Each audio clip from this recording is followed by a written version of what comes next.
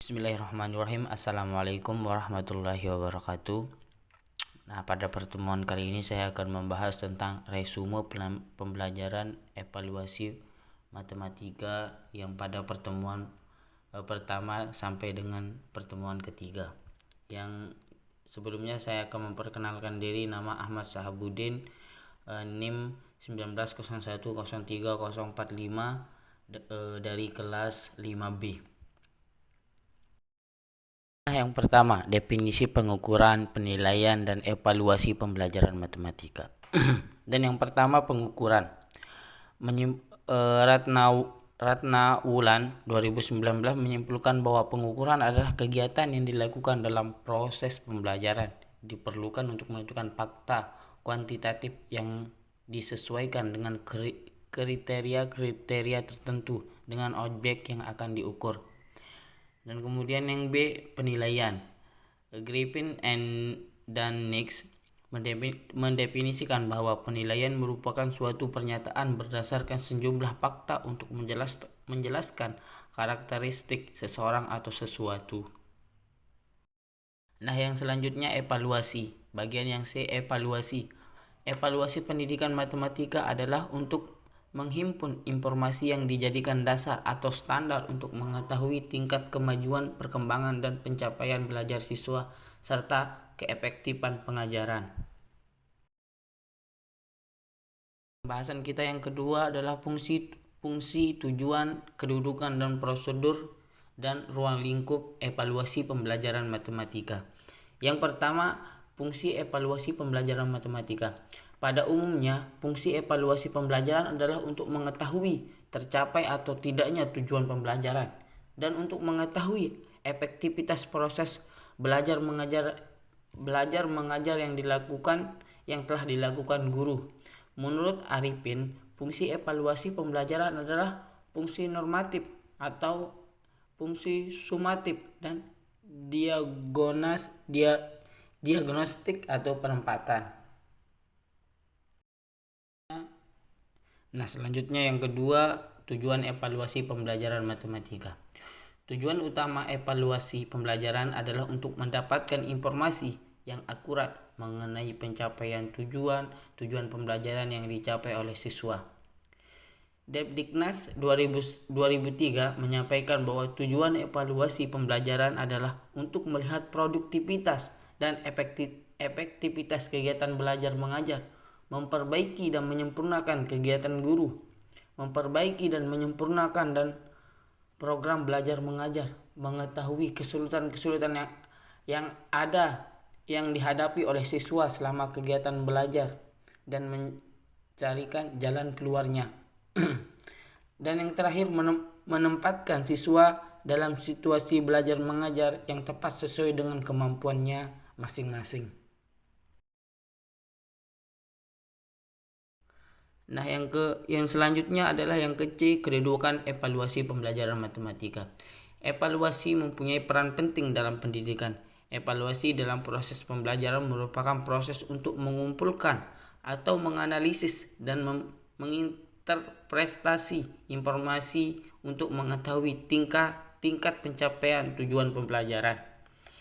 Evaluasi bermanfaat bagi guru maupun peserta didik atau lembaga sekolah.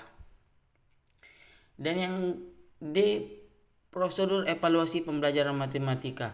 Prosedur evaluasi pembelajaran matematika ada 3 wawasan, yaitu kognitif domain, afektif domain, psikomotor domain. Selanjutnya adalah ruang lingkup evaluasi pembelajaran matematika. Ruang lingkup di sini ada 3, ranah kognitif, ranah afektif, dan ranah psikomotor. Ranah kognitif, pengetahuan, pemahaman, penerapan, analisis, dan sintetis atau evaluasi. Dan ranah kognitif afektif, kemauan menerima, kemauan menggapai, kemauan menilai, kemauan mengorganisasi.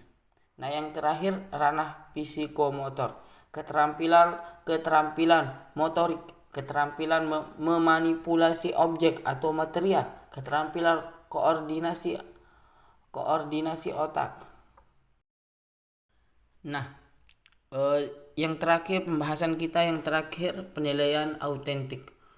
Menurut Nur Hadi, penilaian autentik adalah proses pengumpulan informasi oleh guru tentang perkembangan dan pencapaian belajar yang dilakukan oleh peserta didik melalui berbagai teknik maupun pengungkapan, membuktikan atau menunjukkan secara tepat bahwa tujuan pembelajaran telah benar-benar dikuasai dan dicapai.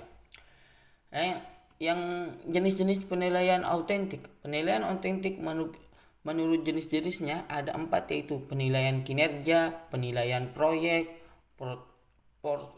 portofolio, dan penilaian tertulis. Nah, yang selanjutnya yang ke-B, HOTS. Ellis Thomas dan Glenda Thorney mendefinisikan istilah HOTS dalam bukunya yang berbunyi sebagai cara berpikir pada tingkat yang lebih tinggi daripada menghafal atau menceritakan kembali sesuatu yang diceritakan orang lain. Konsep Benjamin S. Bloom dan kawan-kawan dalam buku Taxonomy of Education objektif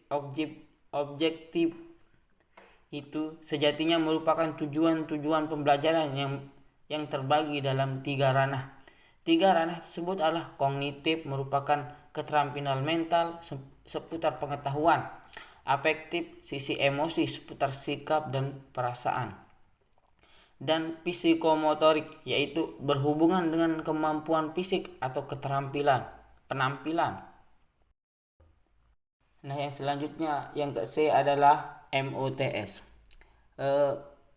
Merupakan keterampilan berpikir logika, di mana informasi digunakan untuk mendefinisikan, mengurutkan, mempolakan, menghitung, menghubungkan sebab akibat, dan menyimpulkan.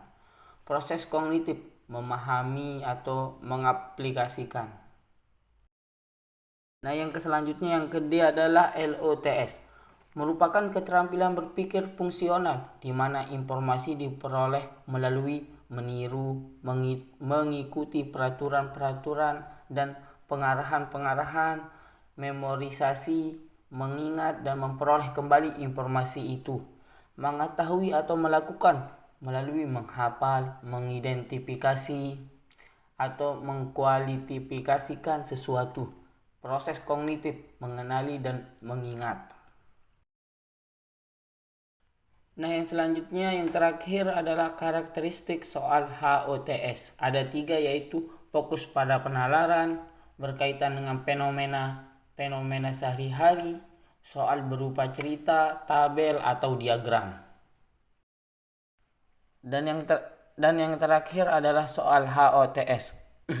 Kompetensi dasar, mendeskripsikan data dalam bentuk tabel atau diagram atau plot tertentu yang sesuai dengan informasi yang ingin dikomunikasikan. Materi, statistika, indikator, disajikan suatu diagram batang ganda dari catatan mengenai banyaknya panggilan telepon masuk dan keluar per hari dalam 9 hari. Siswa dapat membaca data pada diagram batang ganda. Soalnya, suatu perusahaan telekomunikasi sedang melakukan survei untuk melihat aktivitas pelanggannya dalam melakukan panggilan telepon. Suatu hari Rana mendapatkan tugas dari perusahaan telekomunikasi tersebut untuk mencatat banyaknya panggilan telepon yang ia lakukan pada suatu periode hari-hari yang berurutan. Hasil catatan Rana disajikan dalam grafik di bawah ini. Nah, bisa kan kita lihat dalam gambar grafik yang saya paparkan di sini, banyaknya panggilan keluar hari pertama itu adalah 2 panggilan, banyak panggilan masuknya cuma 1, dan sampai seterusnya.